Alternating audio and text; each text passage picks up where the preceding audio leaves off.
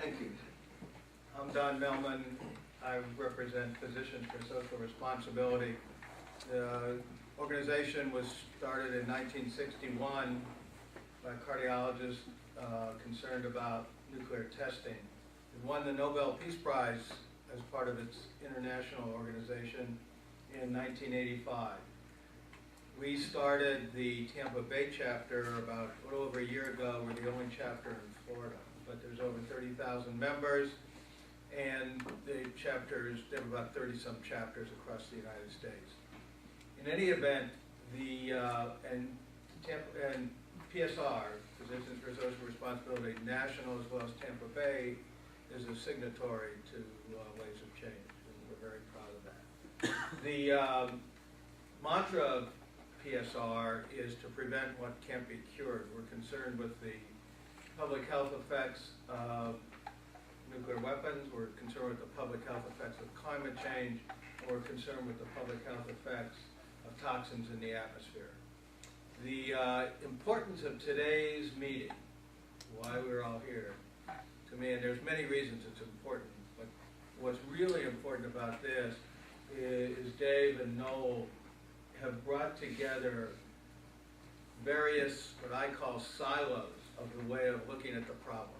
And we all get to talk to each other and break things down, and I know that's one of Dave's Noel's primary issues with Waves of Change, is to try to get one voice to talk to Congress. It's always better that way. In any event, in terms of Physicians for Social Responsibility, Tampa Bay, we got involved with the TECO, and you are local, that's the Tampa Electric Company.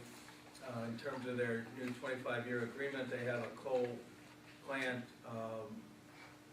two coal plants in Tampa. One is more natural gas now than coal. They've tried to get the other plant that's coal to be so-called clean coal. If you take home anything from what I say, there is no such thing as clean coal. Yes. In any event, one of the things coal does when it comes up is that mercury is one of the toxins, and it comes down into the sea and the water, and it destroys the fish, which we later eat. In any event, we've done that. We have, and I'm going to put out some flyers, and if you want to pick them up, great. If you don't, that's all right too. But on March 26th, PSR Tampa Bay, in association with the College of Public Health, celebrating its 25th birthday from the University of South Florida, are putting on an event with national speakers, and it's called the issue is climate change and how it affects healthy living. And in essence, that's what we're here today about. We all try to live healthy, but the odds are against us. We have a lot of problems, whether it's in the atmosphere or in the water and what we eat.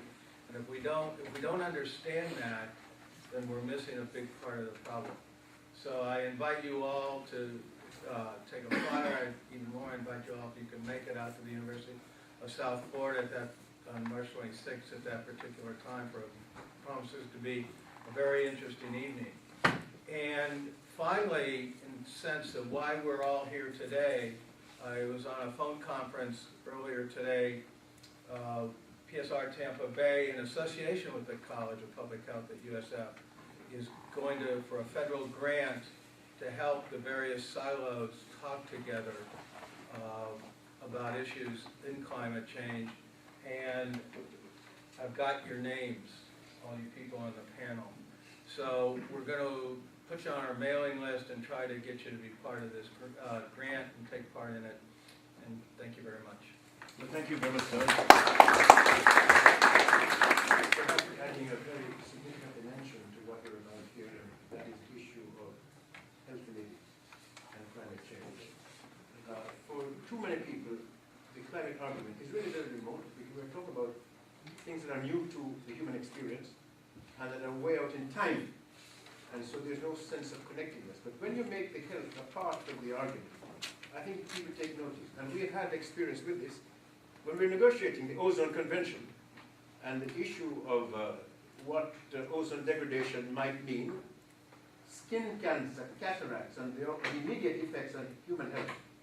was something that got people's attention. And I think that was why we put pressure on President Johnson to ban the aerosols. Because suddenly there was a connection between ozone depletion and human health.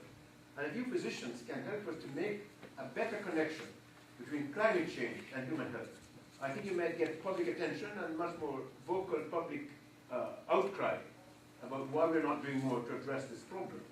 The French are beginning to appreciate this because remember about 3 years ago, there was a very serious heat wave and many elder people died because they died of heat stroke. And suddenly we are now beginning to look at what could happen when the climate systems change. We know, for example, that the question of pest infestation is a real problem because many of the pests that we thought were eliminated before may return because the climate system is a little better. Malaria in Italy, something that you thought was not possible. So climate and pest infestation and health is an equation that I think we should take a look at. And I'm glad that we have a physician in the House and that the medical profession is looking at the issue of oceans and climate. So thank you for your contribution.